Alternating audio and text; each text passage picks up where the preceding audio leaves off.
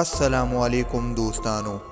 د یو غریب سړی په کور کې یو ماشوم پیدا شي چې د ماشوم پیدا کېدو سره د هغه مور مړه شي. پلار د زوی ساتلو دپاره یو رشکه والي او هغه چلی چې د زوی تربیت وکړي او د زوی پالنه وکړي. وخت تیریږي، ډېره زیاته غریبي، پلار یو ټیم خوړلی او یو نه، خو زوی په خېټه باندې مور ساتلو. همدغه رنګي وخت تیرېدو، په ځان باندې تکلیفونه برداشت کول، په خپله لوږه تیرول خو خپل بچی موړ ساتل.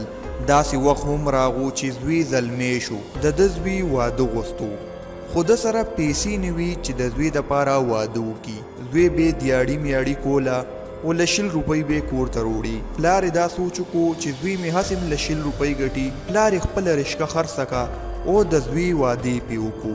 کله چې د زوی واده وکړو، د واده یو میاشت لا نه وه تېره چې ښځې خپل خاوند ته د خپل سخر په باره کې غیبتونه وکړل او خاوند ته یې ویل چې پلار دې داسې کوي او پلار دې داسې کوي، ته ټوله ورځ ګټې او دیاړي مزدوري کې او پلار دې تیار په کور کې ناست دی او هغه خوري. یو څو ورځې خو ده دا خبره په زړه باندې وانه غسته، خو چې د واده 2 میاشتې پوره کېدې نو ښځې والا په دماغو کې دومره خبرې اچولې وي چې د پلار نه زړه تور شو او پلار یې د کوره وویستو چې ځه زه ګټم او تی په تیاره خوري. پلار ته هغه ټیم دا خبره په ذهن کې راغه چې ما به لوږه تېروله او دې زوی له به مې روړه چې نن زه نشم ګټلی. د ده د واده دپاره ما خپله رکشه خرڅه کړه او ده له مې واده وکړو. کله چې زوی پلار د کوره وویستو، پلار یې د شپې د کور مخې ته ناوخته پورې ودو چې په خوا کې یو ګاونډي چې ډېر زیات مالداره و، خو د هغه په کور کې هیڅ څوک هم نو.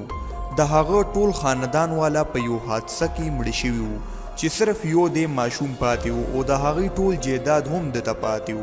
کله به چې تلوله او خپل زوی سره به یې مینه کوله او هغه له به یې شیونه روړل، نو دې ګاونډي ته به هغه ټیم د پلار احساس کېدو. خو کله چې ده وکتل چې زوی پلار د کور نه ویستی دی، نو ده هغه بوډا سړی خپل کور ته بوتلو او د هغه خدمت یې شروع کړو او هغه له به یې تسلي ورکوله چې زه دې زوی یم.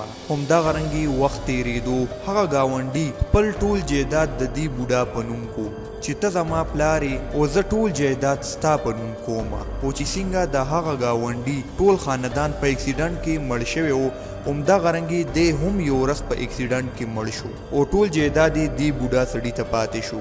د بوډا سړي خپل زوی په څه کاروبار کې تاوان وکړو چې هغه هم خیر ته کېناستو. چې هغه ته پته ولګېده چې دا ټول جیداد زما د پلار په نوم دی، نو پلار له راغو چې ما له څه پیسې راکړه. خو په دې ټیم کې ورته پلار وویل چې نه بچې، دا جیداد ستا نه دی او دا جیداد ما ټول یتیمخانې له ورکړي. یتیمان وي هغه به په دې جیداد کې اوسیږي. او دې زوی له 1 روپۍ هم ورنکړه او د کور نه یې وشړلو. همدغه رنګې 4 کاله نو تیر چې دا بوډا سړی هم مړ شو او هغه ټول جیداد د یتیمانو په نوم شو.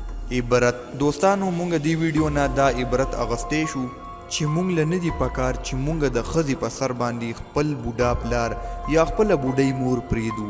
هغه پلار چې په خپله لوږه تیروي او بچي موړ ساتي او هغه پلار ته بیا د ښځې په سر باندې پرېږدي، دا ډېره ناجیزه خبره ده او نن سبا زموږ په معاشره کې دا خبره ډېره عام ده.